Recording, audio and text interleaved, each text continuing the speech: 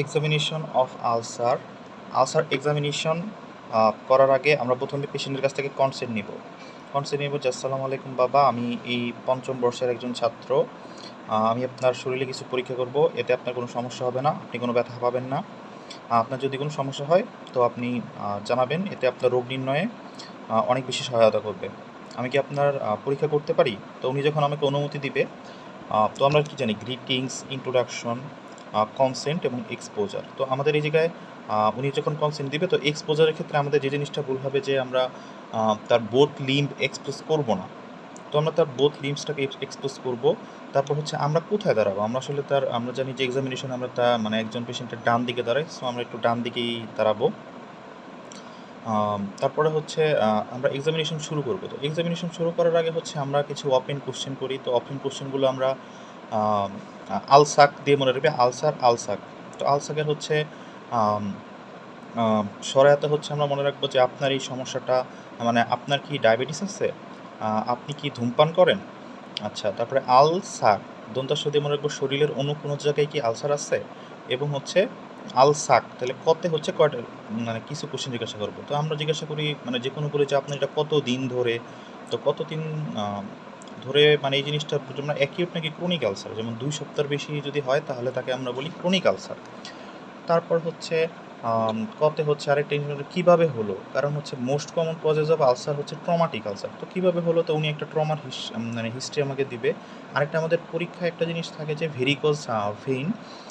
তো ভেরিকোজ ভেইনের জন্য যে আলসারটা হয়, তো সেক্ষেত্রে হচ্ছে একটা পেশা, মানে যারা বেশি সময় দাঁড়িয়ে থাকে, তো সেক্ষেত্রে বলবো যে আপনি কি করেন। তো এই কয়েকটা কোশ্চেন হচ্ছে আমরা জিজ্ঞাসা করব।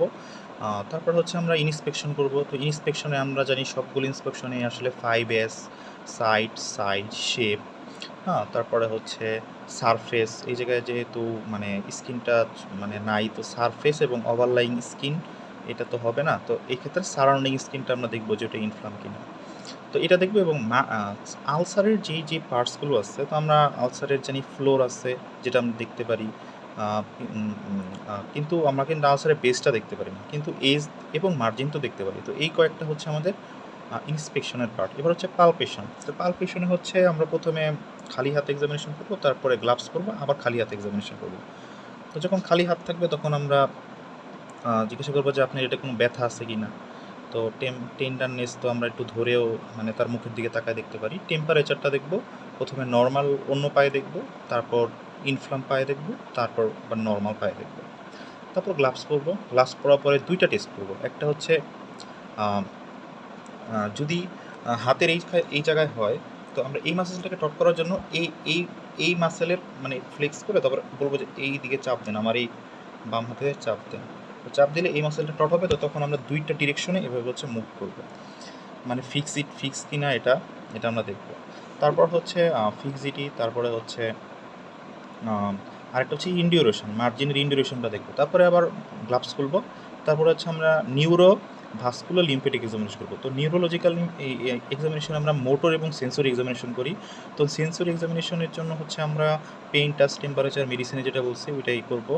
আর হচ্ছে মোটরের জন্য আমরা হচ্ছে এইখানে ধরা হবে যে মোটর যে মুভমেন্ট করা হয়, এটা কয় ধরনের করা হয়, এটা 2 ধরনের করা হয়, অ্যাক্টিভ এবং প্যাসিভ। পেশেন্ট যেটা করবে ওটা হচ্ছে অ্যাক্টিভ, আর আমি যেটা করাবো ওটা হচ্ছে প্যাসিভ। এখন আমি প্যাসিভ মুভমেন্ট করাচ্ছি আমার হাত দিয়ে, কিন্তু মুভমেন্টটা হচ্ছে না। তার মানে কি ইন্ডিকেট করে, এটা ইন্ডিকেট করে যে তার কম্পার্টমেন্ট সিনড্রোমটা আছে। আচ্ছা, তারপরে হচ্ছে নিউরো, তারপরে ভেসেলের জন্য আমরা পালস দেখব, আর হচ্ছে লিম্ফেটিকের জন্য আমরা রিজিওনাল লিম্ফ নোডটা দেখব। তারপর হচ্ছে আমাদের তারপরে হচ্ছে আমাদের এক্সামিনেশনের এই এতটুকু হচ্ছে আলসার এক্সামিনেশন। আমরা এই সহজেই এইভাবে আলসার এক্সামিনেশন করতে পারি।